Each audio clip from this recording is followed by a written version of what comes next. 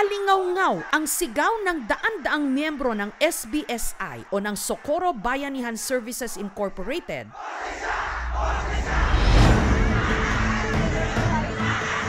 na color-coded pa ang mga damit sa Sitio Kapihan sa Socorro, Surigao del Norte. Ito'y matapos silang makatanggap ng imbitasyon mula sa Senado para imbestigahan ang di umano paglabag sa ilang karapatang pantao ng kanilang grupo at ang paratang sa kanila bilang isang kulto. Buong puwersa nilang ipinakita ang kanilang pagsuporta sa kanilang lider, si J. Renz Kilario, na mas kilala sa tawag na Senyor Aguila.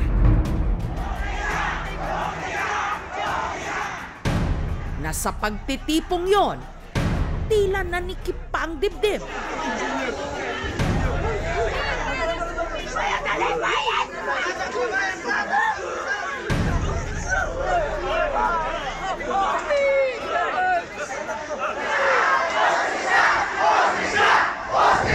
Hindi kami papayag, sir, na bigla lang kami nilang paalisin dito. Wala silang ebidensya sa amin. Nasasagdan po talaga kami kung bakit nagkaganito. Kasi wala po kaming ginagawa ditong masama. Ang mahigit 5,000 miyembro ng SBSI na nasa Sitio Kapihan, karamihan mga profesional katulad ng mga teacher, pulis at empleyado ng gobyerno na hikayat na umakyat ng bundok. Dinig ng magnitude 5.9 na rindol ang ilang bahagi ng Surigao del Norte. Matapos yanigin ng magnitude 5.9 na lindol ang bayan ng Socorro taong 2019. Lahat kaming nag-mass resignation. Umakyat kami ng bundok. Sa pangako ng di umano, isang bagong paraiso, namuhay sila sa tuktok ng bundok. Nangako ni Senyor, kami daw ay makapunta sa langit. Yun po yung sinisik-en sa aming utak. Panahon yun na siya talaga ay Diyos. Dito, may sarili silang mga bahay, pamilihan, istasyon ng radyo, at meron pang cultural center. Pero ayon sa ilang miyembro, ang ipinangakong paraiso naging bangungot. Kaya labis-labis ang pasisisi ko na bakit pa ba ako nagtagal doon? Lahat ng mga bata dapat may ginagawa. Pupunta sila ng barracks. Halos lahat walang makain. Yung mga tao doon, kahit kalabaw pa. Lahat ng kinikita ng tao, kinokoleksyon niya. Sinabihan po ako na pwede mo na yung galawin, rape mo na yan kasi asawa mo na yan eh. At ang pinaka nakababahala rito, di umano, inabuso kahit pa ang mga bata't menor de edad. Kilala ko po talaga ma'am kung sino yung nakaunang 12 years old na kinasal niya doon. Hindi yan totoo ma'am, puro yan mga haka-haka. Yung lahat ng mga allegations we vehemently deny kasi hindi yan totoo, fabricated yan. Bakit dinideny? Bakit kami yung parang sinasabihan na nag-creation lang kami ng mga salita na hindi naman totoo? Pero sa linggong ito, may mga lumabas na bagong ebidensya at video na patunay di umano na ang SBSI isang kulto. Nariyang pinapagulong daw sa training ground ang mga menor de edad para maagang sanayin sa pagsusundalo. Sa pilitang pinagtatrabaho ang mga bata. At puwersahan din ang ilang menor de edad na paghalikin sa mga pagtitipon. Sa muling pagbabalik ng aming team sa Surigao, may mga bago ring revelasyon. Yung binigay sa akin na mapapangasawa ko, even though ex ko po yun, ay kinakasama na po siya, may anak sila. Nagbaba ako noong March 6, 2023 kasi mahirap doon, wala kaming trabaho. March 29, nakatanggap na ako ng tawag galing ng Kapihan na yung asawa mo ay pinipilit ni Senyor Aguila na ipakasal ng ibang babae. Ang punot dulo ng issue ay ang child sexual abuse. Pagwawalang bahala sa karapatan ng mga kababaihan at ng aming mga pamilya. Si J. Renz ay pinatawag sa Senado, kaya siya ang dapat pumunta sa Senado. Nitong Huwebes, mula Socorro, lumipad pa Maynila ang grupo ni Senyor Aguila para humarap sa Senado. Gusto kong tawagin yung ating mga child victim survivors. Isa sa mga tumestigo laban sa SBSI ang 15 anyos na si alias Jane na sapilitan daw ipinakasal ni Senyor Aguila noong lamang nakaraang taon. Ilang taon naman yung asawa mo? 19 ngayon. 19 ngayon. Yung asawa mo ba ay nobyo mo muna? Hindi ko po siya kilala. Sino ang pumili ng asawa mo para sa'yo? Si Senyor Aguila. Moingon si Senyor Aguila nga, ikaw Baji, ikaw laki ka mo. Moingon si Jada, pagkahuman ana, dili man mi maka kay ingnon man mi nila makasa mi og mobalibad kay Ginoo nagikuno nang ni Paris. And then Jane, pagkatapos ng kasal, ano yung susunod na nangyari? Ija may ipaki sa among ipares, ni among permahan nga mamatuod nga subot mi. Pagkahuman sa among kasal, kailangan magdog mi ana. Pauli, moingon sila nga, kailangan imo na ng kwaon ng imong asawa kay authorized na nimong kwaon kay minjo naman mo. Sinabi ni Senyor Aguila, authorized ang asawa mo i-rape ka? Kailangan ay among tulo ka adlaw di mi makuha nganlan mi ka Dios. Bakit gustong-gusto mong mag-sex yung mag-asawa?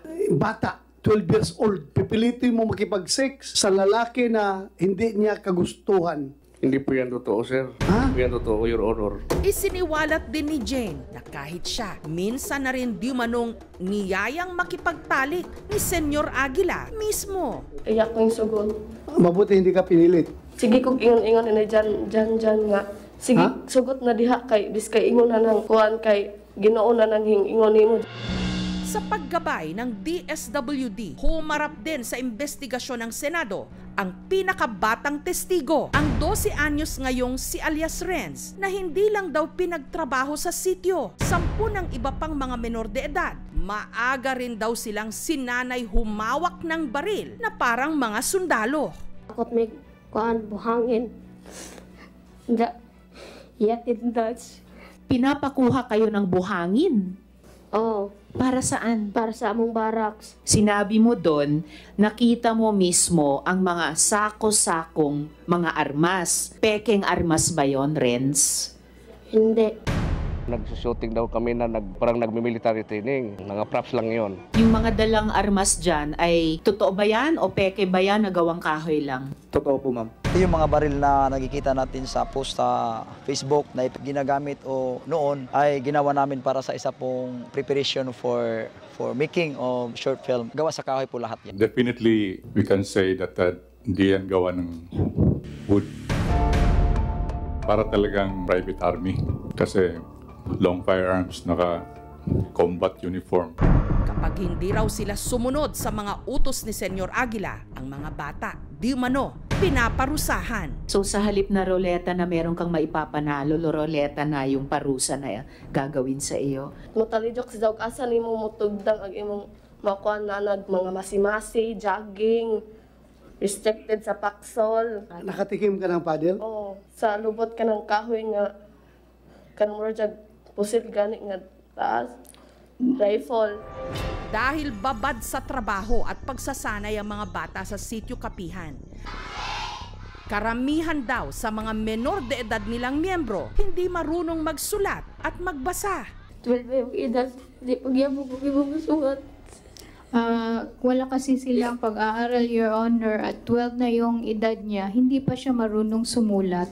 Yung mga bata po doon ay hindi nakapag-aral. Talagang binawalan nilang bumaba ang mga bata. 2019, massive dropout of learners from elementary high school. 800 plus yung learners na nag-drop out.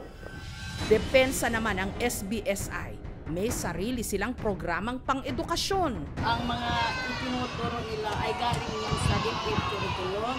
Pinadalhan kami ng mga visual aids, mga learning materials para sa mga bata. Yung mga teacher po ba na nagtuturo ay licensed teachers po? Mostly licensed teacher.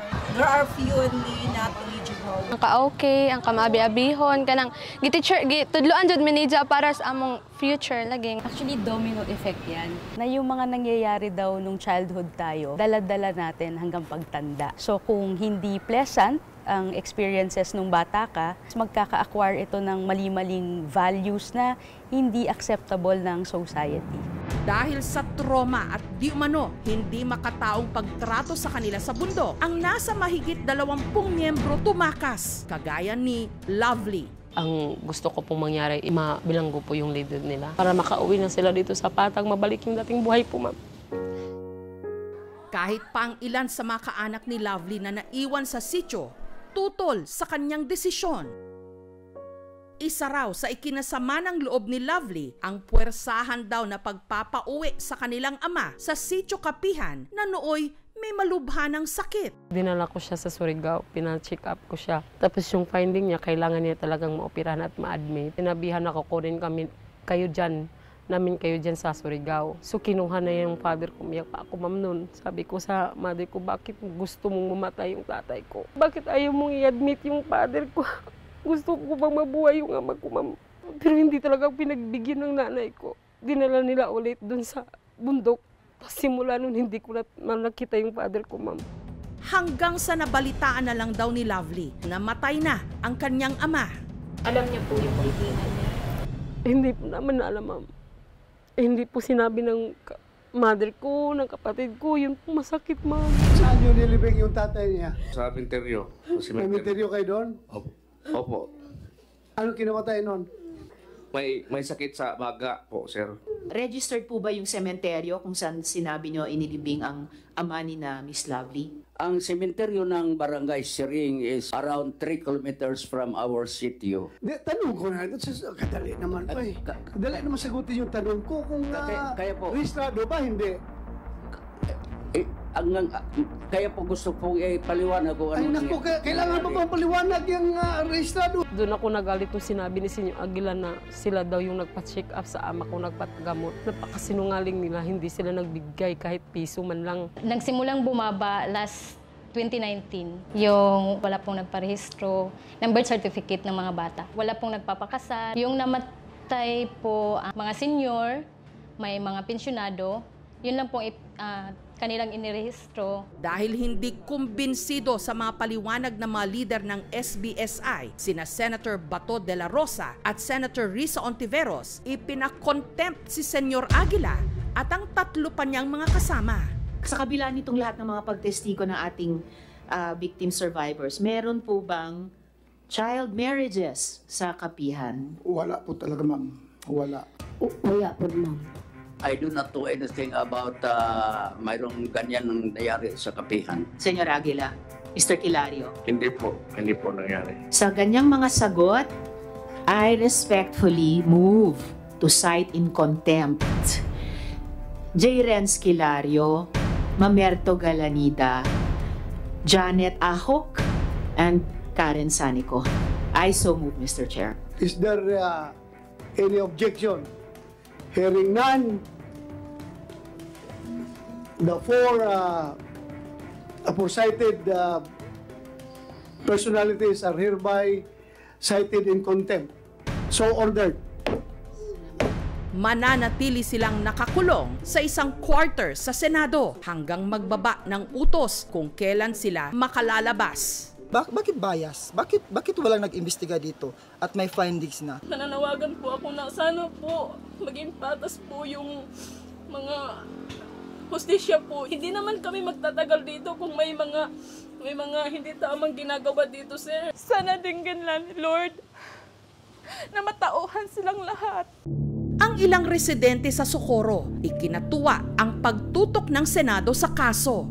Kabilang na si Leticia na mismong tiyahin ni Senyor Aguila. Lahat ng nangyari na sinasabi ng mga tao na sa Senado, totoo yun, sir, lahat nangyari. Si Jiren, sa pagkakilala ko noong una, mabait na bata yun. Hindi ko talaga nangyari sa kanya. Para nagutan siguro na yung ginagawa niya, lalo sa mga bata. I-recommend namin na magbigay kami ng financial assistance dito po sa mga victims. Makikipag-coordinate po kami sa Department of Social Worker and Development para masigurado yung welfare ng mga bata na nasa loob ng Kapihan at yung mga nandun sa kalinga na nung municipal social worker Workers Development Office. Makipag-ugnayan din po kami sa Department of Education para po doon sa pagbibigay ng access to education doon sa mga batang nandun. May tinatawag na delusion of grandeur. Ito ay parang false belief na mas superior ka sa karamihan. Ang common examples actually ng delusions of grandeur ay yung belief na may special relationship ka with a supernatural entity. At sila yung manifestation ni God dito sa mundo. Naniniwala na rin yung mga tao. Merong human trafficking doon. Merong violation ng early child marriage. Meron ding violation ng Republic Act 7610, yung child abuse law. I think meron din ring serious illegal detention kasi matagal silang na-detain doon. Sa grupong ito, magkakaiba ang naging karanasan ng mga miyembro. Kaya tila magkakaiba rin ang kanilang ipinaglalaban. Sa pag-usad ng investigasyon sa Senado, sana manaig ang katarungan at katotohanan. So ordered. Thank you so much mga kapuso. Kung nagustuhan niyo po ang videong ito, subscribe na sa GMA Public Affairs YouTube channel. Don't forget to hit the bell button for our latest updates.